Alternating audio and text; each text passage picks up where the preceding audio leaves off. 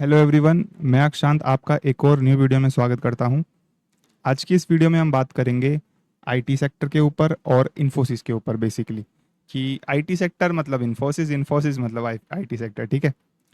तो देखो, मैंने इन्फोसिस में कुछ टाइम पहले एक एनालिसिस किया था और उस एनालिसिस को देख के मेरे को अपॉर्चुनिटी दिखी या नहीं दिखी, क्या मैं इन्फोसिस में पर्सनली इन्वेस्टेड हूँ, तो इस वीडियो में उस बारे में बात करेंगे। क्या किस हिसाब से मैं अपॉर्चुनिटी फाइंड करता हूँ, उस बारे में भी इस वीडियो में बात करेंगे। तो आज की जो ये वीडियो रहेगी ना, वो एक इन्वेस्टर पॉइंट ऑफ व्यू से रहेगी। देखो, मैं ट्रेडिंग और इन्वेस्टर दोनों हूँ, मतलब ट्रेडर भी हूँ, इन्वेस्टर भी हूँ। ठीक है।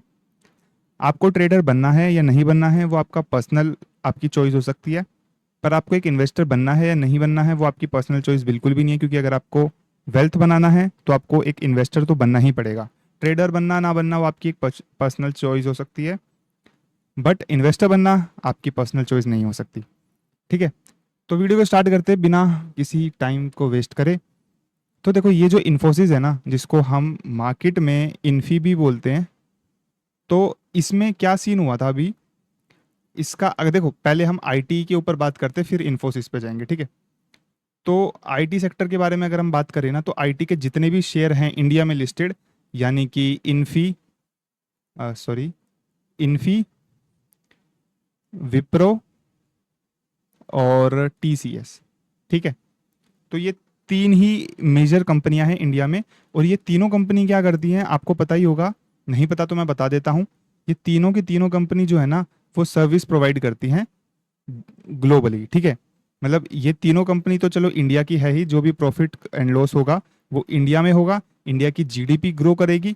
बट सर्विस जो है ये ग्लोबली प्रोवाइड करती है। ठीक है। और ग्लोबली इनका जो बिजनेस है वो अच्छा इसलिए चल पाता है क्योंकि इंडिया में जो सॉफ्टवेयर इंजीनियर्स हैं वो इन कंपनीज को सस्ते में पड़ जाते हैं। और बाहर के जो प्रोजेक्ट्स आते हैं वो बहुत ही अच्छे अमाउंट में आते हैं। ठीक है। तो वो प्रोजेक्ट्स ये तीनों कंपनीज लाती हैं, और जो इनको सस्ते में पड़ रहे हैं वो सॉफ्टवेयर इंजीनियर्स, वो उनको जो टास्क असाइन करते होंगे, जो भी चीज़ें होती होंगी, तो इनका कुछ ऐसे सिस्टम है।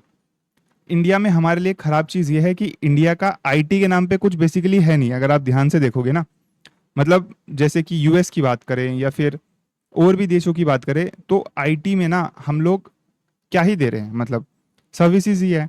या अब एक चीज़ समझो, हमारा कुछ ऐसा नहीं है जो वर्ल्ड वाइड चीज़ें चलती हो, जैसे कि हम गूगल चलाते हैं। ठीक है। या फिर अगर मैं यूट्यूब की बात करूं, तो यूट्यूब भी हम लोग सब चलाते हैं, पर वो इंडिया का है ही नहीं। तो ठीक है, आईटी में हमारा कुछ ऐसा नहीं है, हम लोग क्या देते हैं, सिर्फ और सिर्फ सर्विसेज। तो ये एक मेजर कारण है जो हमारा जो इंडेक्स है ना आईटी का, या ये जो तीन कंपनियां हैं, ये इतनी ज़्यादा नीचे आ चुकी हैं इसके कारण। अब आप बोलोगे कि ये क्या मतलब हुई, सर्विस दे रहे तो नीचे आ गए। मैं आपको बताता हूँ कि क्या सीन हुआ है। देखो, ये जो तीनों कंपनी है ना, इन्फोसिस, टीसीएस, विप्रो, ये सर्विसेज लाती हैं बाहर से। ठीक है। और अगर इनको सर्विसेज मिलनी कम हुई तो सीधा इनका जो प्रॉफिट है उस पे इम्पैक्ट आएगा। और सर्विसेज कम कैसे हो सकती है, किसकी वजह से? एआई की वजह से। ठीक है। एआई आ चुका है, तो एआई क्या कर रहा है, अब देखो मार्केट में जो इन्वेस्टर्स है ना, उनको थोड़ा सा चीजें लगने लग गई हैं कि यार एआई आ चुका है तो आईटी कंपनीज पे फर्क पड़ेगा। क्योंकि जो कंपनीज इनको अपना काम देती हैं, उनको मतलब इनको काम इसलिए मिलता है क्योंकि जो कंपनीज इनको काम देंगी ना, उनको अपनी कॉस्ट कम करनी है, तो वो काम देती है इन तीनों कंपनी को। पर एआई की वजह से उनकी कॉस्ट ऑलरेडी अगर कम हो रही है, तो वो इन तीनों कंपनी को काम नहीं देंगी। ऐसा मार्केट बोल रही है, ऐसा मैं नहीं बोल रहा हूँ, ऐसा मार्केट बोल रही है कि ये जो तीनों कंपनीज हमने बनाई हैं इंडिया में, इनको काम मिलना बंद हो जाएगा बिकॉज ऑफ एआई। ये हो गया पहला रीजन। सेकंड रीजन जो है ना हमारा, ये है ग्लोबल अनसर्टेनिटी जो अभी चल रही है मार्केट में। ये भी एक रीजन है। ठीक है।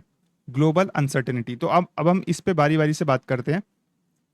तो देखो, सबसे पहले मैं आपको बताता हूँ कि किसी भी इन्वेस्टर को, मतलब पर्सनली अगर मैं देखता हूँ तो मैं किसी कंपनी में क्या क्या चीज़ें देखता हूँ, वो क्या देखी जाती है जनरली। एक बड़े बड़े इन्वेस्टर्स, मतलब मैंने भी यार बड़े बड़े इन्वेस्टर्स को देख के सीखा है। तो ये जो देखा जाता है वो या तो रिस्क या ग्रोथ, ठीक है, या कैश फ्लो। ये तीन चीजें देखी जाती हैं। मतलब अगर किसी भी कंपनी का रिस्क अचानक से बढ़ गया तो उसका शेयर प्राइस गिरेगा, यानी कि वैल्यूएशन गिरेगी। किसी की ग्रोथ अचानक से बढ़ गई, मतलब कुछ भी हो गया, जैसे कि इंडियन गवर्नमेंट ने उसके उस पर्टिकुलर सेक्टर पे कुछ पुश करा, तो ग्रोथ बढ़ेगी यानी कि वैल्यूएशन बढ़ेगी। ये ये दोनों चीज ना ले लो, कैश फ्लो अगर बढ़ रहा है किसी भी कारण से, जैसे कि अभी क्या हुआ था। अगर मैं आपको अभी का एग्जांपल दूं, तो कुछ कंपनीज के कैश फ्लोज बड़े थे, और उसका ये रीज़न था कि जैसे कि गैसेस में जो प्रॉब्लम आ रही थी, तो जो इलेक्ट्रिसिटी से इंडक्शन वगैरह चलते हैं, उनकी जो कंपनीज हैं उनको टेम्परेरी कैश फ्लोज बढ़ने वाले थे, तो उनकी वैल्यूएशन बढ़ी, यानी कि शेयर प्राइस बढ़ा। ठीक है, तो कैश फ्लोज आपको मैंने समझा दिया, ग्रोथ समझा दी, और रिस्क तो पता ही है, ग्रोथ रिस्क तो ये तो बच्चे बच्चे को पता है कि रिस्क क्या होता है, ग्रोथ क्या होता है। ठीक है, पर तो मेन चीज यहाँ पे ये है कि अगर आपको किसी बिजनेस का ग्रोथ और रिस्क समझ में आ रहा है ना, तो आप आधी चीजें तो ऐसे ही कर दोगे। तो अभी क्वार्टर का रिजल्ट आया है हमारे इन्फोसिस कंपनी का। मैनेजमेंट क्या बोलता है कि ग्रोथ जो है ना, जो पहले एक्सपेक्टेड थी, वो थोड़ी सी कम होगी, बिकॉज एआई आ चुका है, ग्लोबल अनसर्टेनिटी चल रही है, या जो भी चीज़ें हैं। क्वार्टर का जब मैनेजमेंट आके बोलता है, मतलब क्वार्टर में, तो ये चीज़ें सामने रखता है, उसका स्टॉक प्राइस एकदम से नीचे जाता है। ठीक है, मैं उस पर्टिकुलर दिन का दिखाऊंगा कि क्या चीज़ हुई।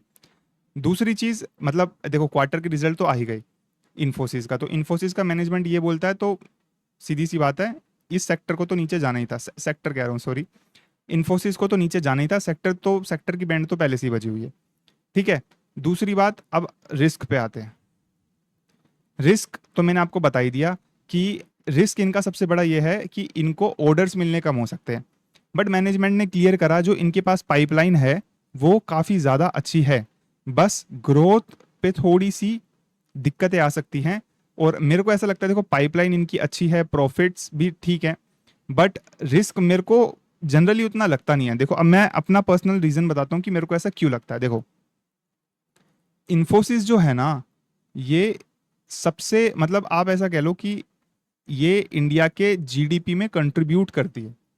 ठीक है, आप ये चीज मानते हो कि नहीं मानते हो? मतलब आप एक बात बताओ, अगर मैं रातों रात इन्फोसिस को गायब कर दूं, मतलब पॉसिबल ही नहीं है, तो क्या जीडीपी पे इम्पैक्ट पड़ेगा?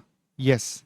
अगर मैं टीसीएस को रातों रात गायब कर दूं, या मतलब बंद कर दूं रातों रात टीसीएस को, ठीक है, तो क्या जीडीपी पे इम्पैक्ट पड़ेगा? यस। तो ये लोग जो है ना, वो बिग जाइंट है। ठीक है, अब आप मेरे से ये पूछोगे कि क्या बिग जाइंट बर्बाद नहीं हो सकते? क्या बिग जाइंट मतलब बिल्कुल गिर नहीं सकते? तो देखो, कभी भी मार्केट में हमें बिग जाइंट के पीछे नहीं जाना है और बड़े नाम को चेज नहीं करना है। ठीक है, बिग नेम्स को कभी भी चेज मत करना। अगर ऐसा करोगे ना, तो आज नहीं तो कल बहुत बड़ी दिक्कत आ जाएगी, या आप प्रॉब्लम में आ जाओगे। अगर आप ऐसा सोचते हो कि बहुत बड़ा नाम है इस कंपनी का, आज नहीं तो कल रिकवर कर ही लेगी, ऐसा मत देखना। अभी मैं क्या देखता हूँ, मैं रिस्क, ग्रोथ और कैश फ्लो, ये तीन चीज देखता हूँ। मैं नाम को फॉलो नहीं करता, और आपको भी नहीं करना है। तो मैंने ये सोचकर इन्फोसिस की तरफ नहीं बढ़ा हूँ। अब देखो मैं बता देता हूँ कि अभी अभी मैंने इन्फोसिस में एक अच्छा अमाउंट से इन्वेस्ट किया है। ठीक है, मेरे को अपॉर्चुनिटी लगी। अब मैं बताता हूँ क्यों। ये कोई बाइंग एंड सेलिंग रिकमेंडेशन नहीं है, मैं सिर्फ अपना पॉइंट ऑफ व्यू शेयर कर रहा हूँ आप लोगों से कि मैं क्या चीज़ें देखता हूँ, और कंपनी के हिसाब से मेरा जो देखने का विजन है ना, और एनालिसिस करने का तरीका है, वो चेंज होता रहता है। इन्फोसिस में मैंने देखा कि यार रिस्क मेरे को उतना नहीं लग रहा। क्यों? क्योंकि ये जो कंपनी है ना, ये जाइंट है। ठीक है, ये जाइंट है, और इतनी जल्दी ऐसा नहीं हो सकता, क्योंकि इस, मतलब टीसीएस ले लो, इन्फोसिस ले लो, इनका कंट्रीब्यूशन है सीधा जीडीपी पे। ठीक है, तो इनमें जो इन्वेस्टर्स हैं, जो प्रमोटर्स हैं, वो कंपनी को इतनी जल्दी बंद होने नहीं देंगे। यहाँ तक कि गवर्नमेंट को बीच में आना पड़ेगा ना, तो वो भी आ जाएगी इनको प्रमोट करने के लिए। ठीक है, तो रिस्क उतना नहीं है, टेम्परेरी हो सकता है, शॉर्ट टर्म के लिए लगे, बट लॉन्ग टर्म में उतना रिस्क मेरे को नहीं लगा। ठीक है, तो रिस्क उतना नहीं है। अनसर्टेनिटी स्टॉक प्राइस में है, वो चीज़ मैं मानता हूँ। तो इसी वजह से यहाँ पे चीज़ें हुई हैं। ठीक है, यहाँ पे ग्रोथ था, सॉरी, ग्रोथ के ऊपर मैनेजमेंट ने आके बोला है कि हल्की सी डाउन हो सकती है, उस चीज़ को मैं मान सकता हूँ। बट लॉन्ग टर्म में मेरे को नहीं लगता कि ग्रोथ उतनी ज़्यादा मतलब कुछ इम्पैक्ट डालेगी। ठीक है, तो इस वजह से अब मैं प्राइस को देख के आपको बताता हूँ। देखो सबसे पहले एक और चीज़ मैं आपको शेयर करता हूँ चार्ट पे जाने से पहले, कि हम लोगों को क्या करना है, प्राइस को वैल्यू से कंपेयर करना है। ठीक है, अब इसका क्या मतलब है, फॉर एग्जांपल के लिए इन्फोसिस का प्राइस अगर मेरे को 2000 मिल रहा है, वर्सेस वैल्यू क्या है, वैल्यू इन द सेंस, आपको मैं एक एग्जांपल से समझाता हूँ और कोशिश करूंगा कि मैं आपको समझा पाऊँ। फॉर एग्जांपल 2023 में मान लो, एग्जांपल है ये, ठीक है, 2023 में आईटी का बूम चल रहा है, मान लो, ऐसा मान लेते हैं, ठीक है, और तब मेरे को इन्फोसिस का प्राइस 2000 मिल रहा है। ठीक है, 2000 में आप पर शेयर खरीद सकते हो। आईटी का बूम चल रहा है, आईटी की बहुत अच्छी ग्रोथ चल रही है तब। और अब हम आते हैं 2026 में, तब भी मान लो मेरे को 2000 रुपये में प्राइस मिल रहा है। ठीक है, पर तब आईटी में पूरा नीचे की तरफ पूरा सेक्टर जा रहा है। तो क्या मैं ये 2000 पे बाय करूंगा? मैं मार्केट से उस टाइम ये बोलूंगा ना भाई कि मेरे को तो आईटी बूम के टाइम पे 2000 का प्राइस मिल रहा था, तो मैं इस टाइम पे जब पूरे आईटी सेक्टर की बैंड बजी पड़ी है, मैं 2000 में लूंगा ही नहीं ना भाई। तो इसको बोलेंगे हम प्राइस वर्सेस वैल्यू। वैल्यू को मेरे को कंपेयर करना है प्राइस के साथ। ठीक है, अगर मेरे को लगेगा कि यार ये प्राइस पे वैल्यू जस्टिफाई कर रही है तो मैं घुसूंगा, बट मेरे को फिर वहीं पे आना पड़ेगा रिस्क, ग्रोथ और कैश फ्लो। कैश फ्लो को तो अभी हम हटा देते हैं।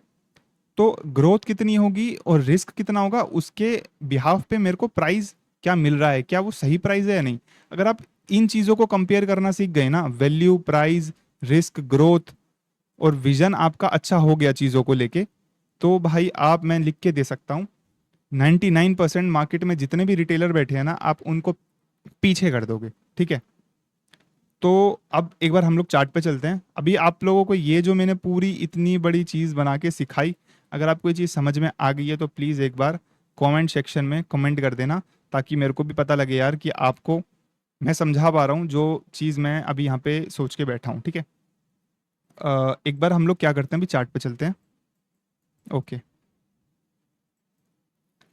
अब आप एक बार ये चीज़ समझो। ठीक है, तो अगर मैं यहाँ पे एक बार 2021 में जाता हूँ, 2021 का जो हमें प्राइस मिल रहा था लगभग 1190 रुपये पे। ठीक है, यहाँ पे, अब यहाँ से, एक सेकेंड, अब आप एक चीज़ समझो, ये, एक सेकेंड यार, इसको क्या हो गया, ओके, ये जो डिप आई थी, ये आई थी हमारे कोविड की वजह से। ओके, इसके बाद ये जो रिकवरी आई है, ये कोविड के पोस्ट रिकवरी थी। ठीक है, इसके बाद यहाँ का जो रेजिस्टेंस था ब्रेक किया, और मार्केट में ये जो जंप आया है ना, ये मनी का फ्लो था। ठीक है, मार्केट में मनी का फ्लो आएगा, आपको पता है, हर एक स्टॉक भागेंगे। अगर आपने मार्केट की तेजी देखी है तो आपको पता ही होगा। और अभी क्या चल रही है, अभी 2024 के एंड से अभी तक एक बेयर मार्केट चल रही है। प्रॉपर बेयर भी नहीं है, मतलब थोड़ा फ्लो आता है फिर नीचे जाता है। अब एफ आ नहीं रहे हैं। ओवरऑल मार्केट की अभी हम बात नहीं करेंगे, बट मनी के फ्लो को भी आपको समझना पड़ेगा अगर आपको इन्वेस्ट करना है तो। ठीक है, तो ये वाली पूरी रिकवरी मनी का फ्लो था, और सभी कंपनीज के लिए एक अच्छी चीज़ थी।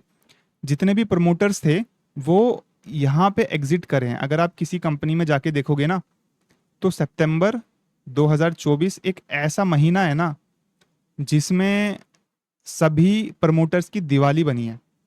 दिवाली मतलब समझते हो आप? दिवाली में जो बोनस मिलता है ना, उसको लेके सभी खुश हो जाते हैं। सबको चाहिए दिवाली आ जाए, दिवाली आ जाए, क्योंकि क्या मिलेगा, बोनस। यहाँ पे सभी प्रमोटर्स को बोनस मिला है। अब आपको मैं समझाता हूँ कैसे। सितंबर 2024 में वैल्यूएशन इतने ऊपर पहुंच चुके थे ना, अभी मैंने आपको जो प्राइस वर्सेस वैल्यू समझाया, वो सबसे ज्यादा किसको पता होगा? ऑब्वियस सी बात है, प्रमोटर को, जो कंपनी का मालिक है, उसको पता ही होगा कि यार अभी मेरी कंपनी का जो वैल्यू है ना, और वो जो प्राइस है वो बहुत ज्यादा है।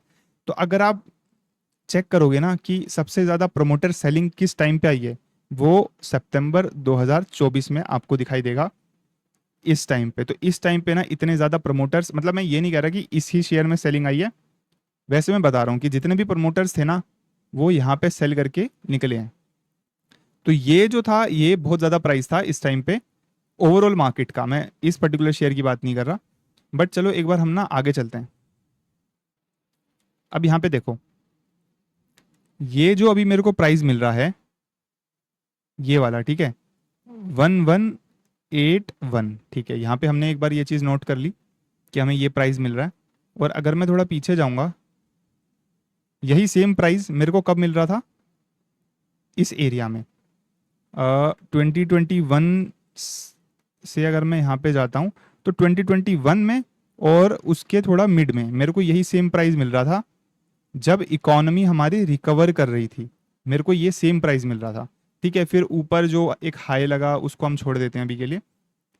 तो अभी मेरे को जो 1181 का प्राइस मिल रहा है वर्सेस यही सेम प्राइस मेरे को तब मिल रहा था जब इकोनॉमी हमारी रिकवर कर रही थी और थोड़ा सा मनी का फ्लो मार्केट में अच्छा था यहाँ पे। तो यहाँ पे भी 1181 मेरे को मिल जाता। बट यहाँ पे क्या कोई ग्रोथ का रिस्क आया था, कोई ग्रोथ डाउन का कुछ ऐसा आया था? नहीं आया था। यहाँ पे रिस्क बढ़े थे? नहीं बढ़े थे। बट यहाँ पे जो न्यूज़ आई है ना, यहाँ पे एक तो बेयर मार्केट भी हमारी चल रही है। एक सेकेंड,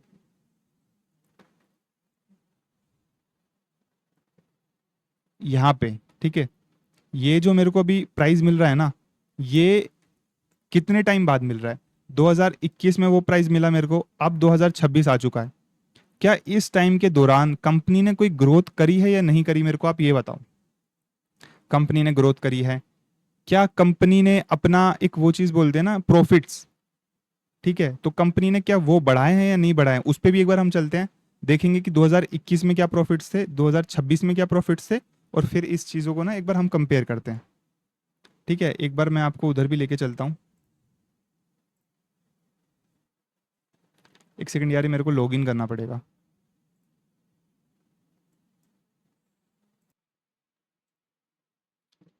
तो अभी हम इसके प्रॉफिट एंड लॉस स्टेटमेंट्स पे चलते हैं।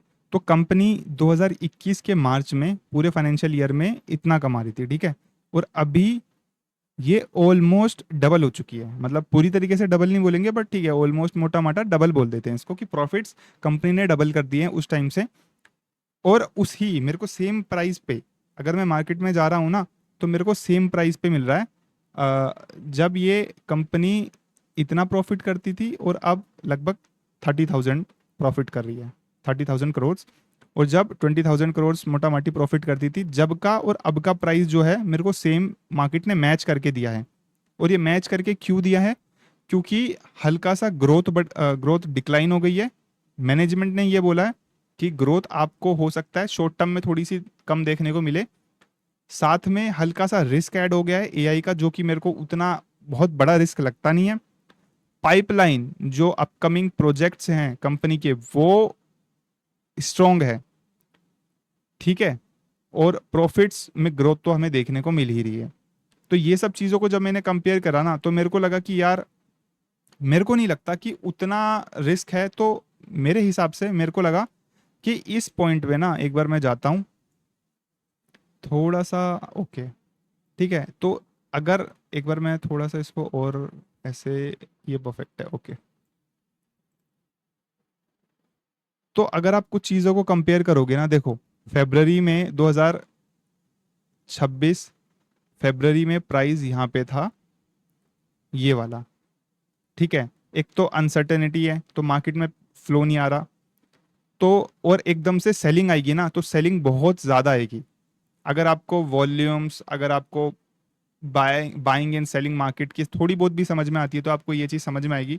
मान लो मार्केट में, नॉर्मल मार्केट में 100 बायर्स रहते हैं और 100 सेलर है, ठीक है। बट जब मार्केट में अनसर्टेनिटी आई ना, तो अच्छा, एक चीज़ और इसमें ऐड करते हैं। 100 बायर हैं, 100 सेलर हैं, और 100 हैं होल्ड करने वाले, जो कभी बेचने वाले है ही नहीं। उसमें आप म्यूचुअल फंड्स, प्रमोटर्स और भी ऐड कर दो, ठीक है। तो जब अनसर्टेनिटी आई ना, एक सेकेंड, ओके, तो मैं आपको ये चीज़ समझा रहा था कि एक तो देखो, नॉर्मल मार्केट अगर नॉर्मल चल रही है, कोई न्यूज़ नहीं आई है, कुछ भी नहीं आया है, तो अगर एग्जाम्पल के लिए 100 बायर्स हैं, 100 सेलर्स हैं, और हमारे होल्ड करने वाले भी 100 लोग हैं, ठीक है, तो प्राइस एक मतलब वोलेटिलिटी ना एक हिसाब से रहेगी, ठीक है। बट अचानक से कुछ ऐसा होता है जैसे कि ये फॉल जो आया है वो, इसमें सिर्फ ये चीज़ नहीं है कि आईटी सेक्टर उसमें नहीं है। आईटी सेक्टर की चीज़ें छोड़ दो, जो प्रॉपर मार्केट का अगर हम ओवरऑल व्यू देखें ना, तो उसमें हम क्या देखेंगे कि होल्ड करने वाले हल्के से कम होंगे। सेलर्स हो सकता है यहाँ पे 120 हो जाएं क्योंकि होल्ड करने वाले कम हुए हैं। और बायर्स जो है ना, वो बायर्स ही नहीं है। वो जो देखो नॉर्मल, मैं आपको ये चीज़ समझाने की कोशिश कर रहा हूँ कि मनी के फ्लो से एकदम से डिप कैसे आती है मार्केट में, ठीक है। होल्ड करने वाले समझ लो यहाँ से 20 लोग कम हो गए, ठीक है, तो 80 हो गए। सेलर्स यहाँ पे बढ़ गए, 120 हो गए। बट जो बायर्स थे ना, वो 100 है ही नहीं। क्यों नहीं है? क्योंकि ग्लोबल अनसर्टेनिटी भी तो आई है। आईटी सेक्टर छोड़ दो, इन्फोसिस पर्सनल कंपनी छोड़ दो, इंडिविजुअल कंपनी, ठीक है। सिर्फ आईटी सेक्टर में प्रॉब्लम है क्या, मैं आपसे पूछता हूँ? नहीं है। ओवरऑल इकोनॉमी में भी प्रॉब्लम चल रही है, ठीक है। तो इंडिया में बहुत ज़्यादा वॉलेटिलिटी है, तो जो प्राइस 5% गिरना चाहिए ना, वो गिरता है 10%। थोड़ी सी चीज़ भी कुछ आएगी ना, तो वो बहुत ज़्यादा गिरेगा। क्यों गिरेगा? क्योंकि बायर्स कम हो जाते हैं। बायर्स कम चल ही रहे हैं। वो क्यों चल रहे हैं? क्योंकि ग्लोबली अनसर्टेनिटी है, मनी का फ्लो उतना आ ही नहीं रहा है। और उसी टाइम अगर कोई नेगेटिव न्यूज़ आ गई ना, तो उसका इम्पैक्ट बहुत ज़्यादा पड़ता है। मैं ये समझाने की आपको कोशिश कर रहा हूँ। होपफुली आपको इतना समझ में आया होगा। और ये मनी का फ्लो जो है ना, वो समझना बहुत ज़्यादा मैटर करता है। अगर आप इसको प्रॉपर तरीके से समझोगे ना, तो आप कहीं ना कहीं समझ पाओगे कि आपको एग्जिट कब करना है, मतलब अप्रोक्सीमेटली। और ये चीज़ें आपको एक्सपीरियंस के साथ आएगी। मार्केट को टाइम दोगे तो आपको चीज़ें समझ में आने लगेंगी, ये मेरी गारंटी है। चार्ट्स जो समझा सकते हो आपको कोई नहीं समझा सकता, ठीक है। तो ये वाली जो पूरी डिप बनी है ना यहाँ पे, ये सिर्फ और सिर्फ आईटी सेक्टर के कारण नहीं बनी है। ये एक और चीज़ के कारण बनी है, जो मनी का फ्लो है। क्योंकि ओवरऑल मार्केट के बायर्स तो कम हुए ही हुए हैं, ठीक है। और इस पर्टिकुलर उसके होल्ड करने वाले या सेल करने वाले सेलर्स बढ़ गए हैं, ठीक है। तो इतनी बड़ी डिप इसलिए आई है। मेरे को लगता नहीं था कि इतनी आनी चाहिए थी। तो मैंने बाइंग करी है यहाँ पे। देखो, ये कोई सेलिंग बाइंग रिकमेंडेशन कुछ नहीं है मेरी तरफ से, क्योंकि कैपिटल जिसकी होती है, रिस्क पूरा 100% उसी का ही होता है। तो आप सेल करो या होल्ड करो, मेरा पर्सनली कोई फ़ायदा है नहीं इसमें। मैं सिर्फ आपको, मैं कैसे एनालाइज करता हूँ चीज़ों को, वो बता रहा हूँ, ठीक है। तो मैंने आपको लॉजिक बता दिया कि मेरे को उतना रिस्क नहीं लगा। तो जब मैंने देखा कि इन्फोसिस एक दिन में, यहाँ पे देखो रिजल्ट आया था मार्केट के बंद होने के बाद, मतलब ये वाली कैंडल जो है ना, जब मार्केट बंद हो गया था, तो इसके यहाँ पे रिजल्ट आता है, ठीक है। मार्केट खुलती है तो ये 4% यहाँ पे, सॉरी यहाँ पे लगभग 4% डाउन हो चुका था, ठीक है। 4% यहाँ पे डाउन था।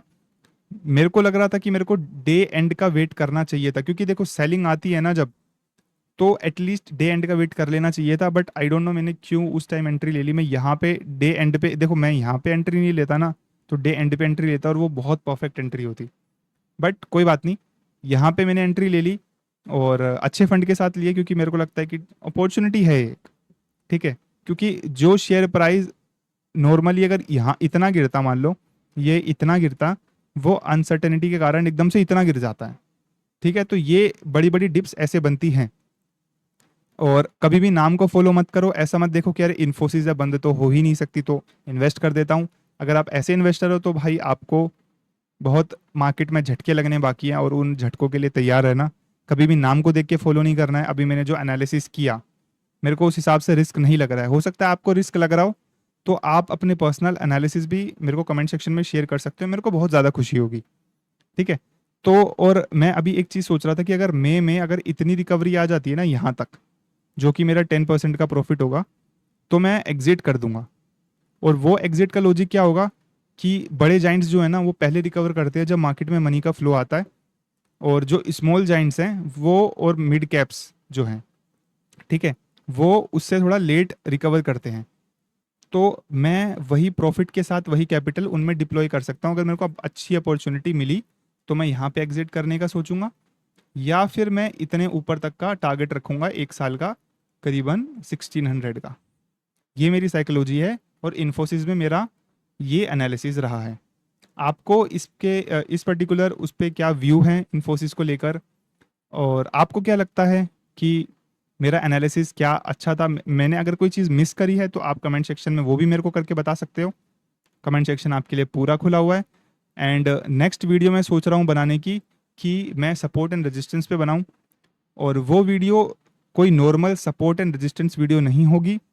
उसमें मैं आपको क्लियर करूंगा कि नॉर्मल सपोर्ट एंड रेजिस्टेंस जो आपको दिखाया जाता है वर्सेस जो मार्केट में असली सपोर्ट एंड रेजिस्टेंस होता है।